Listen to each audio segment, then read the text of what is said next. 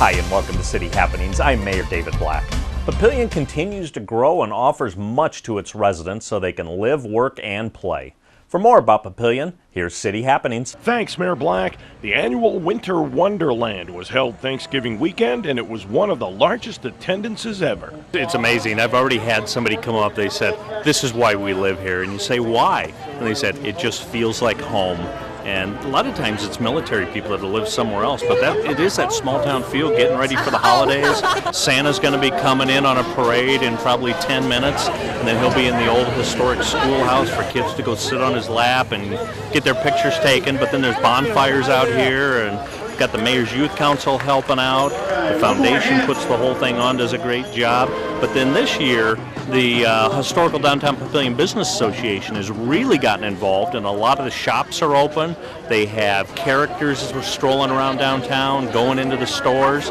So it is small town. It's your merchants, it's Santa Claus, it's the bonfires, live reindeer, music for 3 or 4 hours, carriage rides, hayrack rides. It's a great place.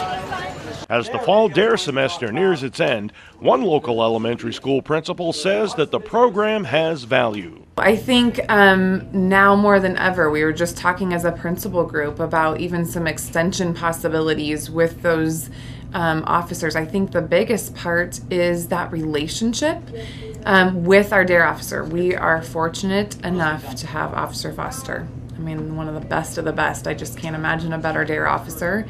And the relationships he's able to build with students, with parents, with staff is really powerful. And I feel like that's the piece. I think the knowledge and the time spent together, all extremely beneficial. But I think the fact that it's carried out by a D.A.R.E officer who's able to build a relationship is really where the power is. We could convey the same message, and I don't know that it would be as powerful. The way he's captivating, he's engaging. I mean, we talk about the importance of engaging students, and he definitely is able to do that from a lot of different ways. And I think you're right, he's able to relate to them. I think the other piece that is so critical is outdoor education is a big piece of the 6th grade year, and he's able to be there with our students, especially when they're going across those, the ropes courses, and to be there with them. And then also, like, he does above and beyond. To eat lunch with them every day that he's here, he goes out and throws the football, kicks the soccer ball. I mean, he's with them during recess. He literally spends his time here with kids in every capacity. So it is amazing in the classroom and outside the classroom, and they definitely have that. It's bigger than respect even. I think there is a love that he develops in a very short amount of time that they feel. What's also interesting is that in 6th grade you start to have some students that start to feel a need to have a facade, or to feel like they need to project a certain way that they are around others. And Tony does an excellent job of getting to the heart of their kids, at the heart of who they are. They're young people, and I think he taps into that really nicely so that they can have real discussions. I think you can see that at the end, the culmination, through their essays, through the things that children say. That's ultimately, I think, the test, is what are the outcomes?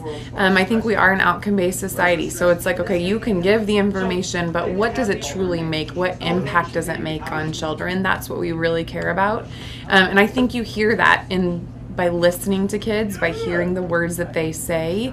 I think that's where you can see the power and the personal connection that they make with the curriculum. The City Hall Art Gallery continues to feature local high school art teachers. Not only do they get to create their own art, but they also teach. Being an art teacher, we go through phases of creating on our own in the outside world and also creating at school. And I would consider myself an artist in both venues. And so a lot of this work is some of the art that I did at school with the students. And then I also do a lot on the side. So I think it's nice for them to see a combination of both, and maybe even how one might influence the other. And I go in waves of what I'm doing outside of school or not. In my own work, I probably do things without realizing I'm doing them. So in teaching, I have to really take a step back and think about step by step. What am I thinking about? What are the steps to creating this? Whereas outside of it, I can just kind of speed through it. So I do sometimes have to slow myself down and think about what would be helpful for the students or not.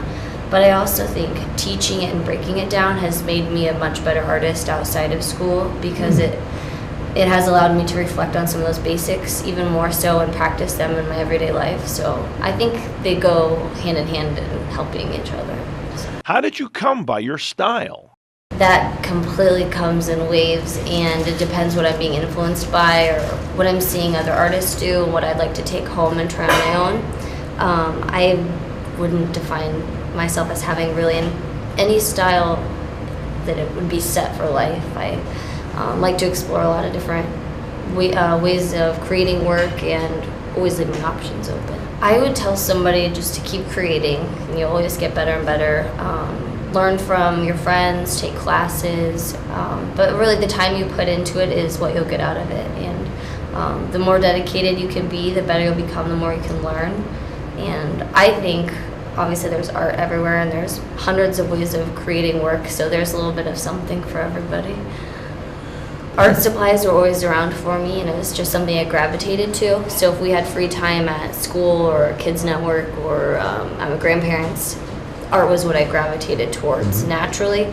But I also think, teachers I've had along the way and family, friends have kind of influenced me and kind of pushed me towards it even more. Art supplies were always around for me, and it was just something I gravitated to. So if we had free time at school or Kids Network or I'm a grandparents, art was what I gravitated towards naturally. But I also think, teachers I've had along the way and family, friends have kind of influenced me and kind of pushed me towards it even more. That's what's happening around Papillion. There are lots of ways to stay up to date with what's happening. You can find us on Facebook, follow the City of Papillion on Twitter, or even watch our YouTube channel. And of course, information about all of our departments and programs is available on our website. For more about Papillion, go to www.papillion.org or just call the Mayor's Hotline at 402-827-1111. Thanks for watching.